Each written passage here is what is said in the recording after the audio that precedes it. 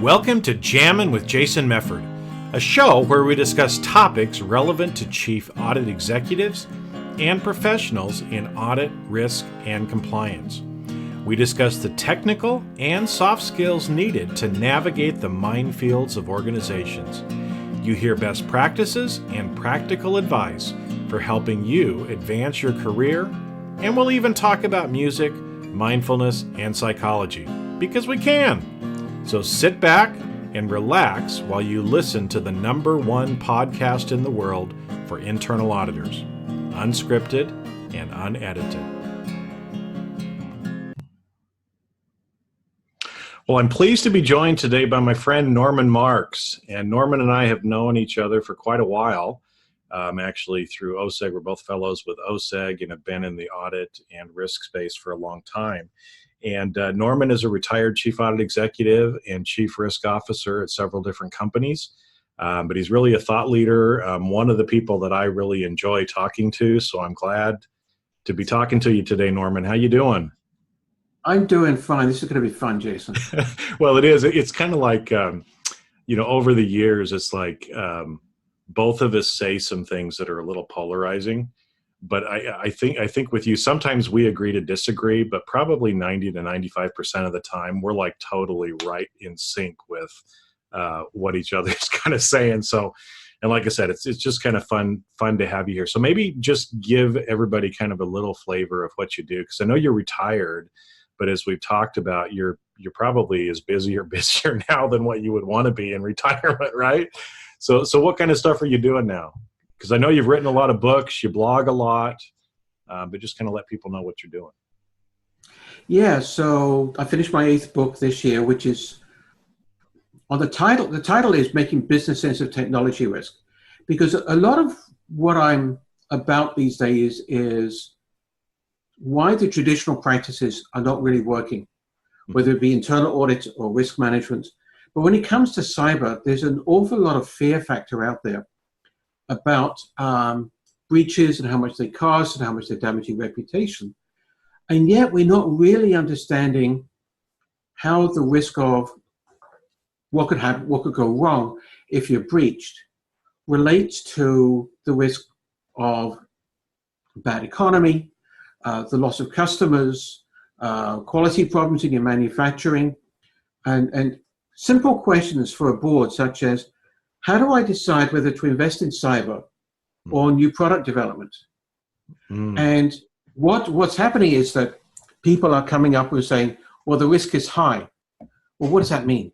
What does that mean to the business? And it's really not helping. So that's a lot of many of the themes that I'm around, whether it be internal audit or risk management. So for example, I was just talking yesterday to an organization where I'm going to be doing a workshop in Dubai for a company called Marcus Evans. They're having 2 conferences, one on strategic risk and one on internal audit. And they've asked me to do a full-day workshop. And I'm going to be doing it on the topic of risk management that helps the organization succeed. Because they said that this is in the Middle East and risk management hasn't really taken off in the Middle East. And my response is, well, yes, because nobody thinks it actually helps them run the business well. Yeah. All it does is check the boxes and help you avoid failure rather than actually helping you succeed. And that's what I'm trying to do with both internal audit and risk management and things in general, which is, why can't we just focus on helping people run the business better? Whether it be through an internal audit that actually provides competitive advantage, or risk management that helps you make informed and intelligent decisions that lead to success, rather than focus on these things. And as OSEC fellows, we're very familiar with this, Jason. Yeah. Managing things in silos, managing things for their own sake, rather than managing things because they contribute to the success of the organization. Internal auditors don't see this. They're always trying to justify themselves by how many bad things they find, instead of whether they're helping the organization succeed. Yeah. And that's a mindset which it's got to, he's got to have what we call an attitude adjustment. In so many, like a little kid, slap him around a little bit until they slap him around a little bit, and say, you don't justify yourself by finding things wrong. You're finding yourself by being invited by the CEO and by the board and by the top executives to be a fundamental element in helping to run the organization. Yeah. I love telling a lot of stories, as you know, Jason. You've heard me speak many times. And one of the stories I like to tell is I was at a company, I won't name it, that was having some difficulty and ended up firing its CEO. Curiously, the chairman of the board actually interviewed me to find out a little bit more about what was happening within the company in terms of its management style and direction, which I felt was a great compliment. Mm-hmm. They ended up firing the CEO because he would not make the change that the board felt necessary to save the company. The chairman then became the CEO. Okay, he was appointed perhaps on a temporary basis, perhaps permanent. He had actually been a former CEO of the company. Anyway, the week that he joined, there was something I wanted to talk to him about. So I just sent him an email and said, when you have time, I know you're busy right now, but when you have time, can we talk? 15 minutes later, he's knocking on my door. He came to me because for whatever reason, he felt that if I had something to tell him, it was something important, not something mundane and trivial that didn't necessarily relate to the success of the organization, but I was focused on the things that mattered to the organization. And so I think we've got to get internal auditors, we've got to get risk people focus on how can we help the leaders of the organization discharge their responsibilities of governing and managing and leading the organization to in such a way that they actually increase the likelihood of success, rather than just doing the little job you see yourself as charged with doing. And there's many aspects of that. So that's what I'm doing. Speaking conferences and to organizations around the world and having too much fun. And like I said, doing more traveling and such then. Probably I should be doing at this stage of my life. Well, that's all right. As long as you're still having fun, that's the important thing. But I think it's interesting because a couple of the different things that you just brought up there, maybe we can talk about a little bit more, because I think you and I are completely aligned on this, that audit and risk are really focusing kind of on the negative, on the bad things.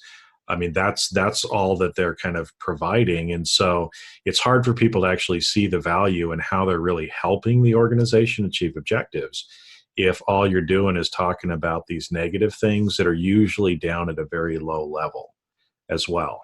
And you know, whether we talk about it as the big kid and the little kid table or other things like that, you know, that these functions often are not viewed as adding value, even though they want to be and they think they are, but they're not, because, you know, again, how many chief audit executives, when you send them a message like that, does the CEO knock on your door 15 minutes later, right? That's an established level of trust. That really is a trusted advisor at that point, you know, where they realize, hey, you're not just going to come to me and bitch and moan about whatever's not working right, but you actually have valuable information that can help the company. And so we have to elevate and get people to that point. And I know you've written and talked a lot about this over the years too, and kind of the whole idea of world-class auditing, you know, as well, and trying to get out of some of these paradigms. How do companies, you know, do that or make some of this mindset shift that they need to? Because I think, again, it starts with the executives that are running those functions as well, right? I mean, what do they need to do different to start showing more value and actually being that trusted advisor? Well, I think it starts with that slap around the head that says you're not an internal auditor, you're a business executive. And your title and the team that you lead is internal audit. But you've got to be thinking much more as a business executive. You've got to be thinking about the same things that the rest of the executive team are thinking about. If they're focusing on market share and how to grow market share, how to retain important customers, you've got to be thinking about that as well. And how could you help them? What are the things that they not only don't want to happen, but need to happen? Not only what could go wrong, but what needs to go right. Now, if we start thinking about those which we can call enterprise level risks, risk to the achievement of the enterprise's objectives and what constitutes success, then we can start thinking about, okay, now these are the things that need to happen or not happen. What is the company doing about that? What controls, what management of risk is there around those? Is the company actually aware of the situation and the obstacles and potential opportunities in front of it? So just having some interesting discussions with management about how they are looking forward and at what might happen.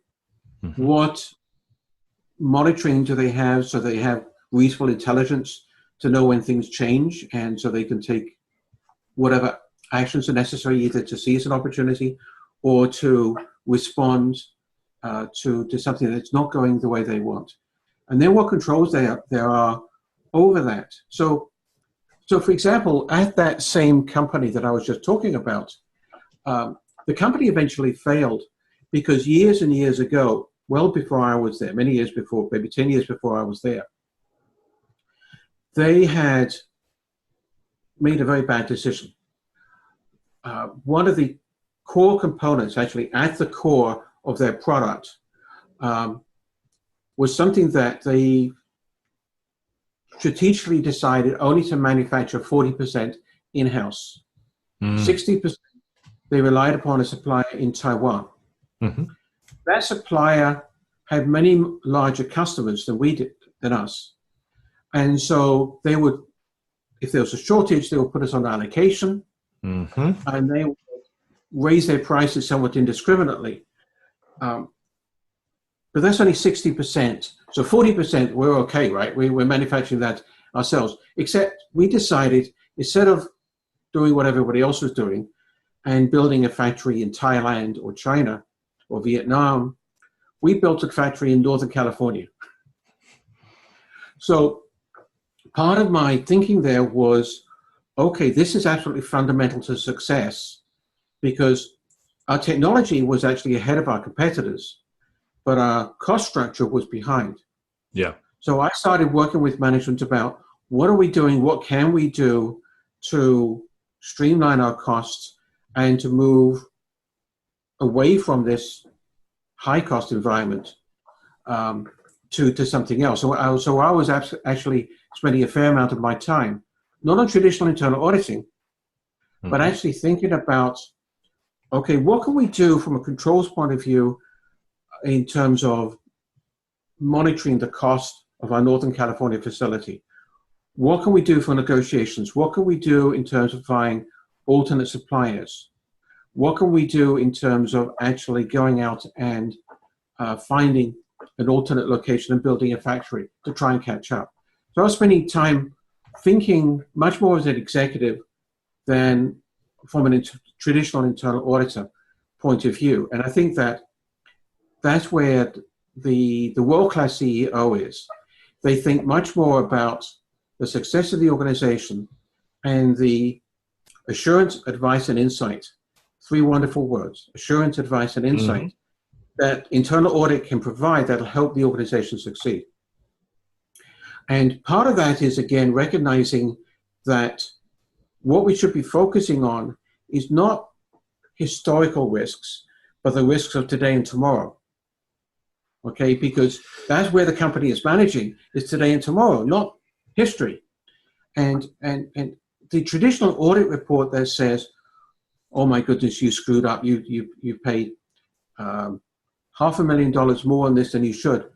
Well, how does that affect the decisions that the board is making today and tomorrow?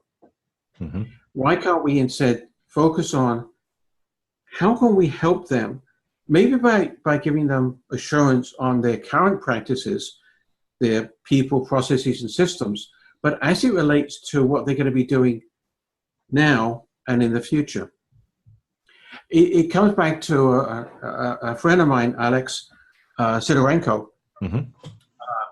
He's a Russian guy that focuses on risk management. Mm-hmm. He's now a consultant, and he's also quite a controversial thinker. I know, Alex. Yes. So he told me the story about when he was the chief risk officer of a very large Russian financial trading organization. He went to the CEO and said, I want you to have a look at what I've done here. This is the assessment of the more significant risks facing the organization, and here's my recommendation for a risk appetite statement. And the CEO turned to him and said, see, Alex, this looks like high quality work, and I'm sure it meets all of our regulatory and legal requirements, but it's not helping me make any of the decisions I have on my desk. Mm-hmm. Not going to change how I approach strategy or performance management or any of these tactical decisions I have in front of me. Why do the stuff that's required, but do it as quickly as you can, and then spend your time helping me run the business. And that's where internal audit should be as well. Yeah, so it's interesting because yeah, I know Alex too, and it's because one of the concepts is we were talking one time about, and I think this is applicable both for risk and for audit, is what level are you auditing or managing risk at? And so, like to that story with him and the CEO. The CEO was saying, yes, we have to do risk management. There's a lot of companies are doing it from a compliance standpoint, right? Somebody says we have to manage risk, so go put in a risk management framework so we can tell everybody we did it. Well, that's just managing, compliance of having a risk management program. It doesn't help in actually those strategic or tactical things that need to be done, but it's just seen as a cost of doing business, right? And we have to do that. And so that's why in the risk community, there's a lot of argument about, what risk is and what framework you should use and all that kind of stuff. And it's like, look, if you're using risk for compliance, it almost doesn't matter what you do. Go check the boxes. But if you want to do it from a strategic level that actually helps the business, then there's some different things you need to do. And as we're talking now, I'm almost seeing that internal audit, we've done the same thing to ourselves, right? Is most of the time, I think if you looked at a lot of people's audit plan, they're auditing lower at the process level. They're not up at the strategic level where the executives are thinking. And so because of that, it's like, well, so what are you guys doing for me? Well, we did our Sarbanes-Oxley compliance testing, and it's like big whoop-de-doo, right? That's not going to help me make that decision about where to put the next factory. I can check the box, but it's not really what's on top of their mind. No, and that's very important. But here's a question for you, Jason, and for anybody else listening, okay? Internal auditors talk about how they have these serious issues. They find these serious issues, really high risk, right? Yeah. How many times have you seen the full board having to discuss something brought up by internal audit? Very rarely. Because the times that are popping in my head were like, fraud and abuse issues with executives. Okay, that's going to get the full board involved. But yeah, most of the audits and the reports that are put out, the audit committee doesn't even read them.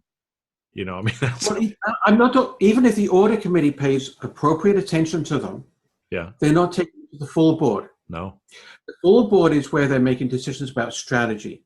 The full board is where they're making decisions about investments in this initiative or that initiative, right? And whether they need to change direction. Mm-hmm. But they're not being discussed. They're not even being discussed at the management executive meetings. Right.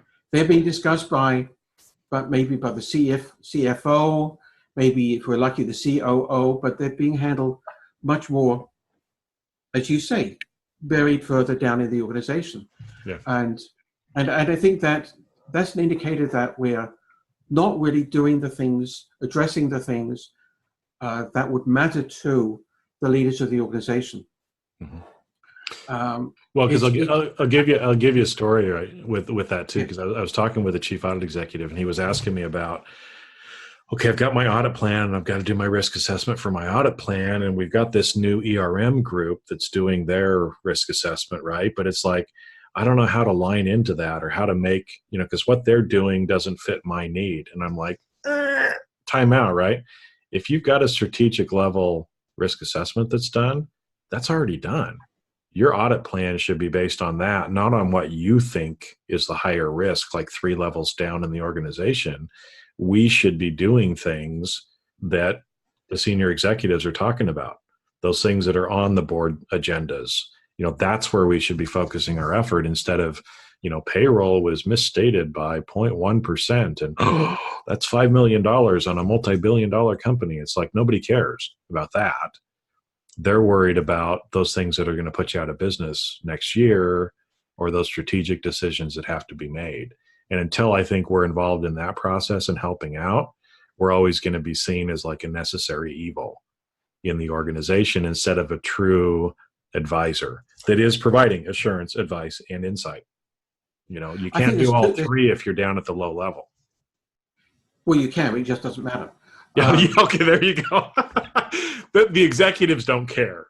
Yeah. The executives don't care. So I think there's 2 dimensions here. We can't forget the first one. And that is, like, if you like, foundational to me. I remember as head of internal audit at Tosco, I was there for 11 years and saw the company go from $2 billion in revenue to 28. Mm-hmm. And I think it was ranked number 49 in the Fortune 500 when it was acquired. But in my second year, I asked the chairman of the audit committee how I was doing. I thought, rather than just give him my own assessment, I'd just say, how am I doing? And he said, Norman, you give us peace of mind. You give us the peace of mind that we can rely upon the people, processes, and systems of the organization to perform the way in which they should, and to actually carry out what the board and top management want them to be doing. Mm-hmm. So there's some kind of confidence level that you need to have, if you like, in the engine that drives the organization, that it is up to the task in general. And a lot of, and I mentioned people. Mm-hmm. There's a lot of people, a lot of internal auditors forget to think about, do we have the right people?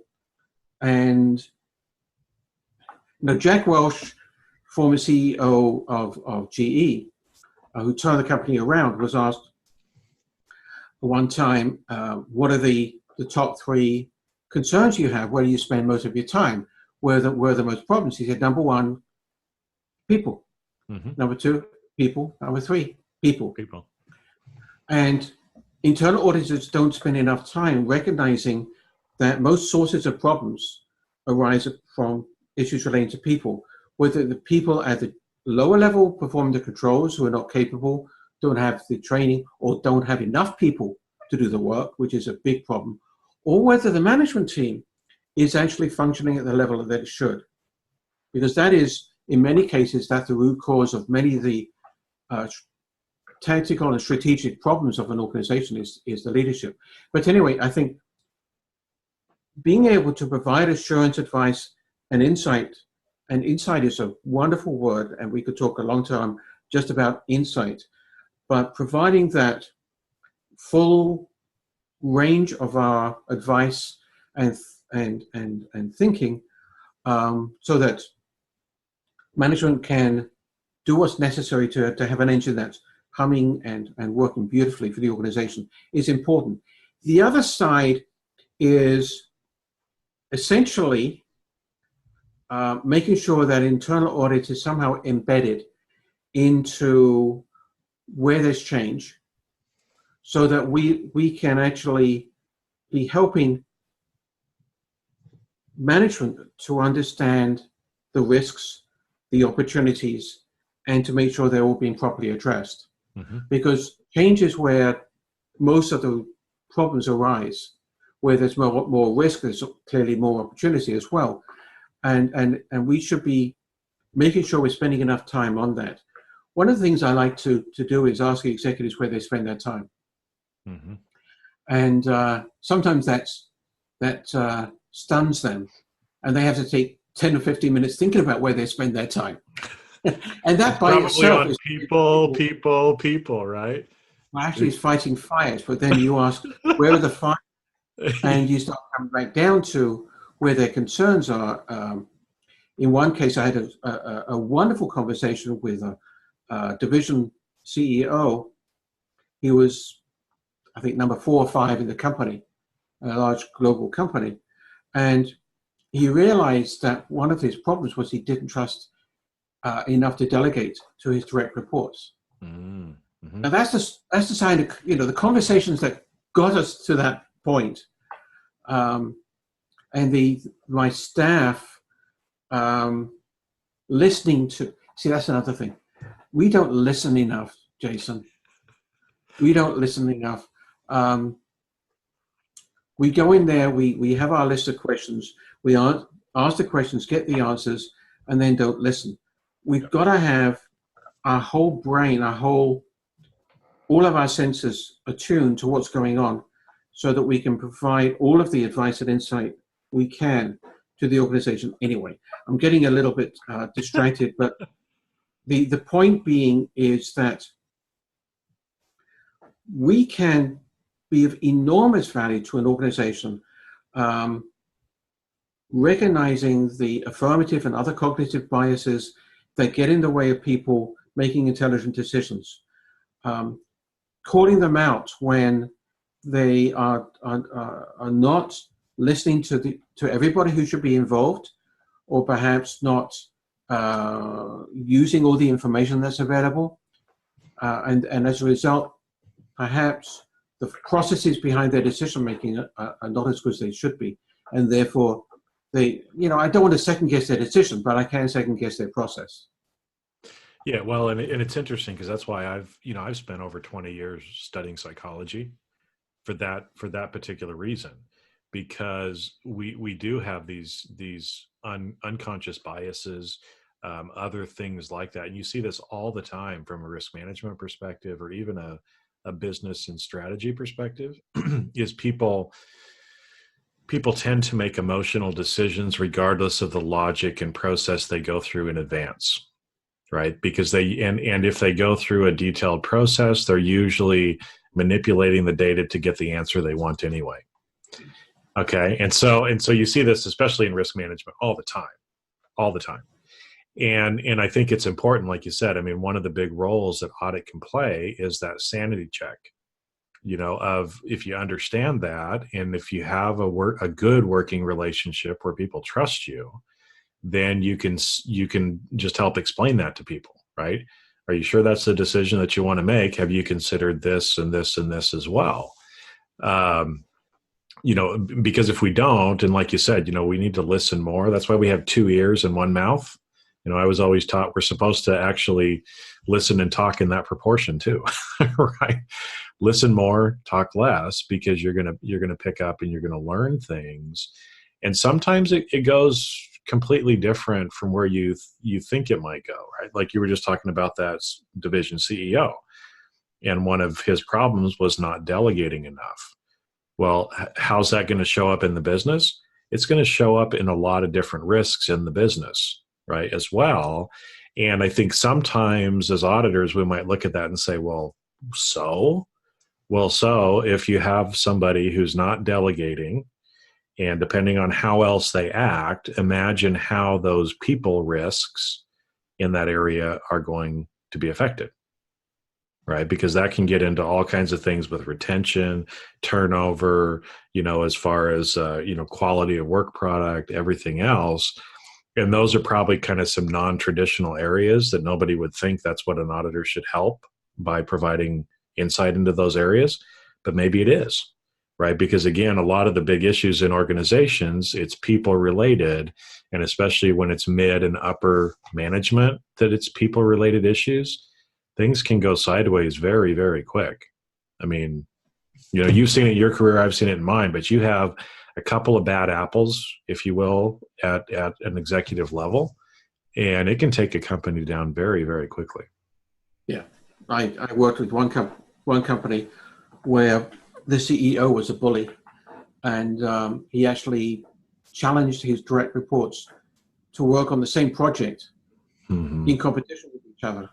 And that infected, and that's the right word, infected the entire organization. It was like a virus of mistrust and internal competition that Hmm. eventually caused that company to fail. Um, but coming back, there's a couple of things here. So coming back to the analogy of ears and eyes, Hmm. ears and talking and listening. One of the things I talk about, Jason, is that um, we should use our mouth less, our ears more, but we should also not underestimate the power of our eyes and what we see. Hmm. But most important, and many internal audit heads don't do this, is use the space in between your ears What and that yeah. encourage and develop the space in between the ears of your staff. I remember one time at Tosco, I went out there, and one of my people, Michael, um, he was an audit manager, and he had his head down and his eyes closed. Now, some people will jump on him and say, "Why are you sleeping?"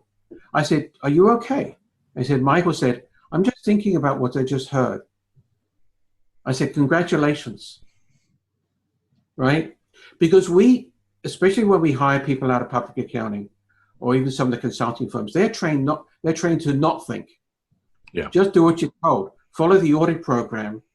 Well, the audit program might possibly be the right thing to do in the past, but things have changed, and I really want to encourage everybody to think for themselves. Um, okay, you may come up with an answer that I don't like, but it challenges all of us to think collectively and do more. The other thing, Jason, is when it comes to risk and taking the perspective of being a business executive, is we got to recognize, and this internal auditors are going to hate this, but sometimes it's right to take a risk. Yes, it is. And there are times when not only should we be identifying that there's a risk which is, quote, high or higher than we would like it to be, but it's the right thing to do. And maybe even sometimes we should be telling management to take more risk Hmm. because it's right for the business. I totally stunned my audit committee at Tosco. We went in, I worked with one of my auditors on this because I've got an IT audit background as well. Hmm. And we looked at the information security at our California data center, and we identified that they really they had part of it reasonably well secured, but a major part of it was there was no security system, hardly anything at all. And it would be fairly easy to breach it. And I went into the audit committee, and I told them that this was a significant issue, and there could be this and there could be this that actually flowed out of that. I didn't just talk about it and said it's high. I said this is how it affects the business. Hmm. Or it could affect it, which is what auditors should be doing, not just say it's high, but how could it affect the business and its objectives. So I did that, but then when it comes to action, I said, I recommend you don't do anything about it. And they're like, "What?" They were like, "It what?" And I said, because the company is in the process over the next 6 months to 9 months, is going to be closing this data center and moving everything to a new data center with new systems in New Jersey.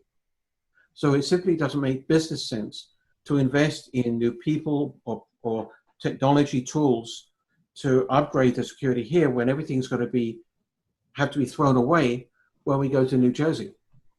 And that stunned them. But I don't think, and I think that internal auditors need to be doing that. They need to be thinking about, well, if I owned the business, what would I do? Would I do this? And would I do something different? The other thing is that we're so quick to make a recommendation instead of working with management to understand the true risk to the organization, come to a joint agreement as to what that is. not them agreeing with us because we're the auditors, but actually having a discussion and then collaborating and figuring out what's the right solution. A lot of internal auditors lose that trust because they may come up with a good assessment, but then they say, here's our recommendation, agree or disagree. Yeah. Instead of actually working a common, the right solution. And I think that is one of the biggest things that auditors need to get better at, for a lot of reasons. The one, like you said, having that collaboration. Excuse me. It's funny because effectively auditors sometimes are talking out of both sides of their mouth. And so what I mean is like that, they go through this, they come up with a recommendation for how they think it should be done. They pose it to management. Management doesn't accept it. And then they walk back away and they're like, I don't understand why they don't value me and why they don't think that what we're doing is this was a best practice that I recommended to them. Right. And it's like, well, you're telling them how they have to run their business. Now just step back for a minute and think about that. If somebody comes to you and tells you how you have to live your life, how are you going to feel towards them? Right? But that's effectively what you're doing. Much better, instead of providing a recommendation or telling somebody how to do it, of actually sitting down and saying, hey, look, we found this issue. This is kind of the risk. It seems like it kind of impacts the business this way. What do you think? How do you think we should actually, work to try to change this going forward? Because, auditors make the recommendation and then they're mad that the owner doesn't take accountability for the controls themselves. And it's like, well, it's a control you told me I had to do. I'm not going to take accountability or responsibility for that. But if they develop it and they think that's the right decision and it's the right business decision, then you're going to also have buy-in with them, but you've also strengthened that relationship, right? So instead of telling somebody what they have to do, you're helping them come to a solution on their own. So Jason, a couple of weeks ago on my blog, I wrote that internal auditors, when they find an issue, they should actually talk to management. And by the way, I said, never go talk to anybody, go to listen. But I said, you should have a discussion about what the issue is and then ask them what they think should be done. And I got bombarded with people, internal auditors, saying, you can't do that. That's not being objective. That's not being independent. We can't let them come up with a solution. We're losing our credibility if we don't come up with ideas. They're looking for us for ideas and suggestions. And if it makes it sound like we don't know what to do, then we're losing credibility. And it's like, oh, wait a minute. Yeah. This is wrong. And that comes back down to another fundamental attitude adjustment, which is that internal auditors need to stop thinking about the audit report as being their product. The product of their work should be the change that is being affected, or in fact, if you like, the quality of the processes. So the better the quality of the processes, the better they're doing. It's not, and if they need to be changed, it's actually making the right change for the business. It's not the report. And it's interesting. It's as you know, the IA standards actually do not require an audit report. Mm-hmm. They only communicate. And I don't think we do enough sitting down with leadership and having a discussion, a dialogue. A report is a one-way communication. Mm-hmm. And it's not really an effective communication. It's something you throw at them, and maybe they'll catch it, and maybe it'll go over their head or down at their feet. But if you actually sit down and have a dialogue where they can ask you questions about what you found and why you think it's important, and you can have a discussion about their perspective, and you can come out to what is right for the business. It's so much more powerful. So, Jason, I surprise people with audit documentation, okay?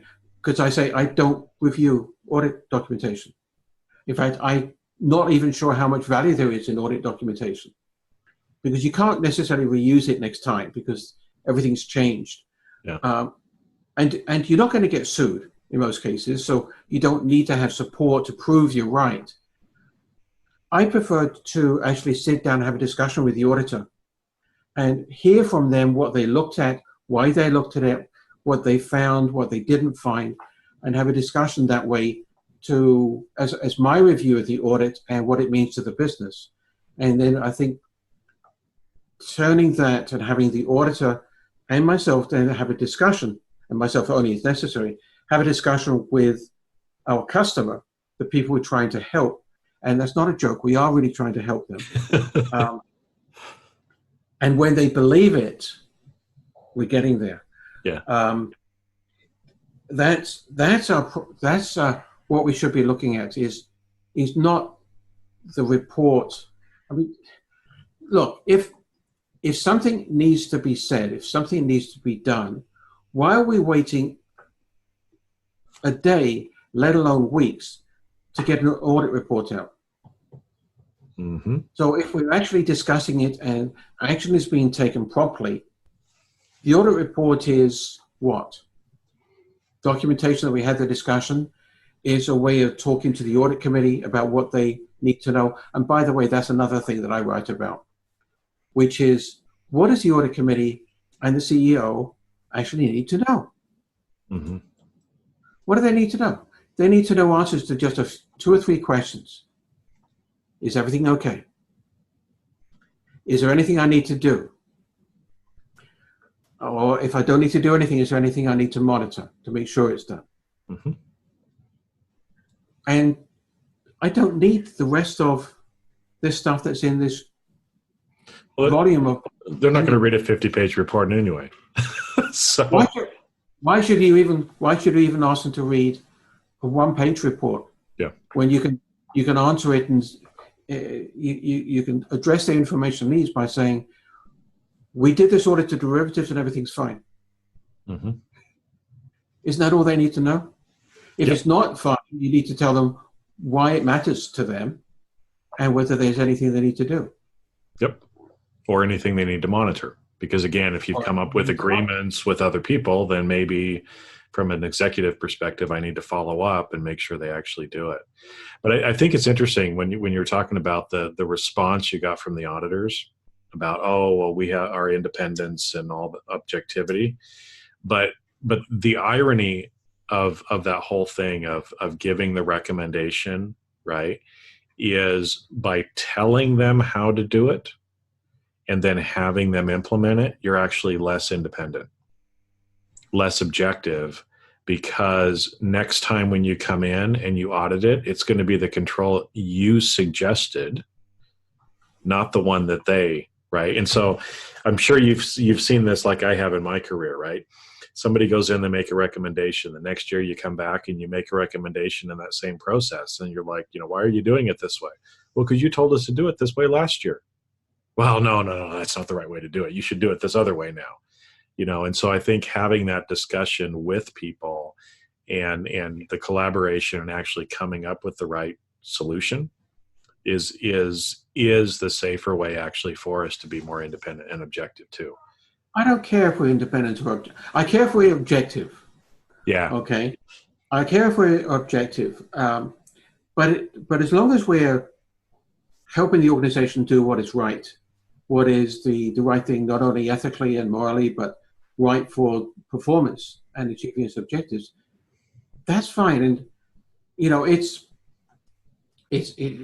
often the case where people will write a internal standard that says, if you do a consulting engagement, you can't do an assurance engagement to that same area, because you're helping them develop procedures and implement the right controls, say, of a new computer system.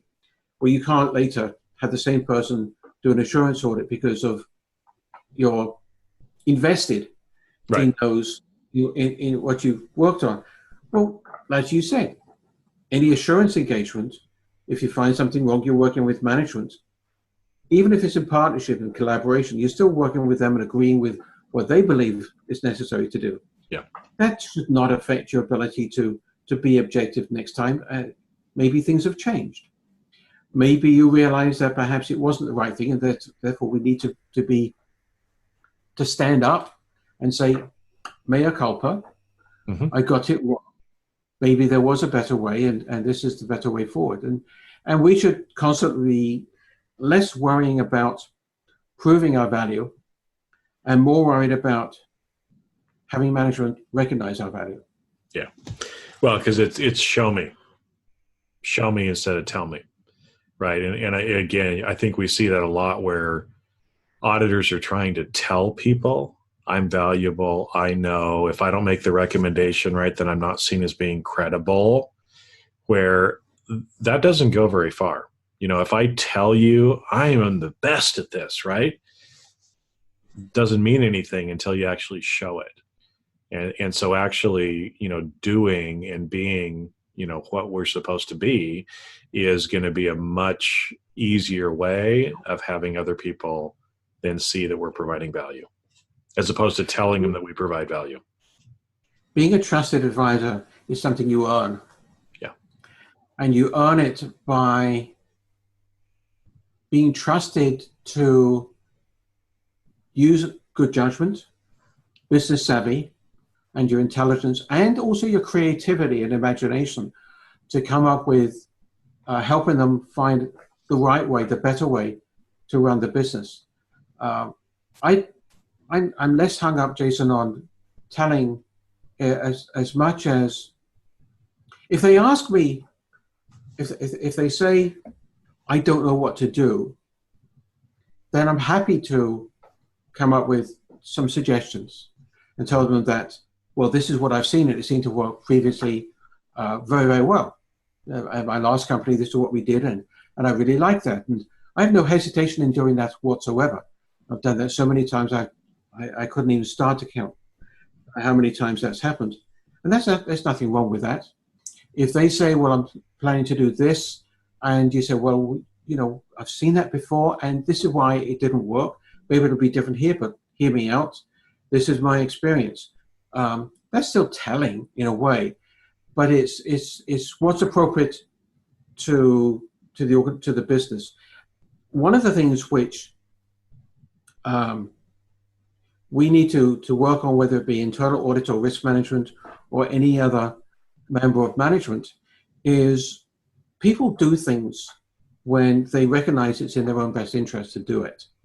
Mm-hmm. And if we can get people to want to make the change because they can see the value in it to them, not to internal audit, not to a compliance checklist, but of some value to them, then they're going to want to do it. And once they want to do it, they're probably going to do it better and will have more assurance that they'll do it. Mm-hmm. But it still comes back down to this overall thing of we really are there to help them, but not necessarily help. We don't focus on helping individuals as much as we're helping the organization. And if we are thinking about, well, what's the organization trying to do? What are its objectives for the next quarter, year, 2 year? What needs to go right? What could go wrong? Now, how can we help the organization succeed by looking at some of these areas where perhaps there's some weakness and some fragility? Maybe our, for example, consulting support on risk management or new systems implementation could increase the likelihood of success. Mm-hmm. Maybe there's something they want to do or they want to have assurance that the company's going to be able to do that. It's got to have the capability of moving into this new market, whatever it is. So I think that if we raise our vision up, then we'll raise our performance and we'll raise our value. Yeah. Well, and I think that's probably the the biggest thing that I'm kind of seeing too, and maybe that's how we can kind of wrap this up. But whether it's risk or whether it's internal audit, I think right now we've been too far down in the organization and need to somehow elevate and get back up to that strategic level, to the things that really do matter to running the business, to the executives. Because like you said, ask them what they're concerned about. What are they focusing on? What are they doing? we should be finding ways to try to help with that. Not just the compliance checkbox kind of stuff on the bottom, because until you get up to that level, people aren't gonna see you as that valued advisor, and you won't have the CEO knocking on your door 15 minutes after you send him an email, unless you're dealing with and providing that insight on the things that he's really concerned about, right? Right. So we got to stop asking what keeps you up at night, because they never tell the truth. They don't tell you about, well, is that meal that I ate last night, or is my that's not what they say. They point to somebody else or some other part of the organization and say, that's what keeps me up at night. It's better to say, okay, what are you trying to achieve over the next period? Mm-hmm. Now, what needs to happen or not happen for you to achieve that? How confident are you in that? Are there any areas where you're a little bit less sure than you'd like to be? You'd like to increase your confidence of success? Now, let me think about how I can help you with those. Recognizing that the actual auditing may be down in the detail level, but what we're doing is when we go to a particular factory or business unit, we're auditing the activities and related controls at that location, which feed into what needs to happen at the entity level. So you've got these things which happen enterprise level risks, but the controls over them and the activities, related activities, are actually within a factory, geography, relationship with a partner, supplier. And so when we audit, so for example, if we audited Shanghai operations, we would audit what happens in Shanghai operations that is critical to enterprise objectives, the bigger picture. We don't audit what is risk, the higher risk to Shanghai itself. We audit what happens in Shanghai, which relates to the enterprise as a whole. So there's a big adjustment in many ways. And even once we redesign the CAE's thinking, mm-hmm. Maybe through a slap in the head, so they're thinking large instead of small. Even if we change the audit communications, so they're telling management and the board what they need to know instead of what the auditor wants to say, you still got to staff the audit department or the risk function with the people who can deliver that, yeah. Who have not just the CPA or CIA qualification, but the brain power and the ability to use it to deliver the value that you're looking for. Yeah, and I think I see that as one of the big changes in audit as well going forward is the staffing and structuring of departments will change, because as we get clear on that different kind of work, and it's going to be at a higher level, which means we're probably going to have higher level thinkers in the group as well that don't have the traditional background that they have had coming up through finance or other places like that. Right. Yeah, we still got a lot of work to do, but if we want to get to that point to where people really view us as truly adding value to the organization, as really being a trusted advisor, we have to change what we're doing, because what we're currently doing ain't working. And so if you keep doing that, it still ain't going to work. You got to do something different if you want different results, right? The same level of consciousness that created the problem cannot fix the problem. And doing the same thing over and over again and expecting different results is what Einstein called insanity. And so we've just got to, go out there, make some of these changes that we've talked about, and start heading down that route. Because I'm sure it feels a lot better to be working with a CEO that knocks on your door 15 minutes after you send them an email than somebody that will never get back to you, and you can never, harangue them to get even 5 minutes with them to talk about something. It's just a totally different feel in your personal career satisfaction and everything else. Plus, you're actually then really providing the value back to the organization that aspirationally we want to do. But in order to do that, we've got to do things different. So, absolutely, that may mean taking some risks along the way, because we've got to start off with what are we trying to achieve? Yeah. And we're trying to achieve this idea of being a trusted advisor or delivering the assurance, advice, and insight that's necessary in helping them succeed.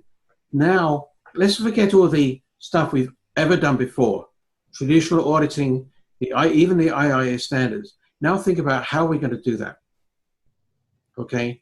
So recognizing again, I know we're going over time here, Jason, but recognizing again that we live in a dynamic, turbulent world. Mm-hmm. Can we continue to do 2 or 3 month audits when everything is changing fast? Are we actually focusing on the things that matter, or are we spending our time doing stuff where even if we find anything, it would never matter?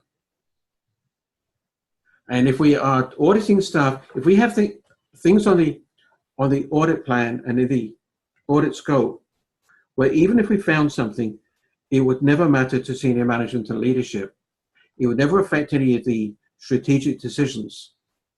Why are we doing it? Yep. Because there are so many things that do matter, Mm-hmm. but we have to really think about what's the best way of getting there? How can we have more agility? How can we have more responsiveness? How can we have the courage to point out the elephant in the room?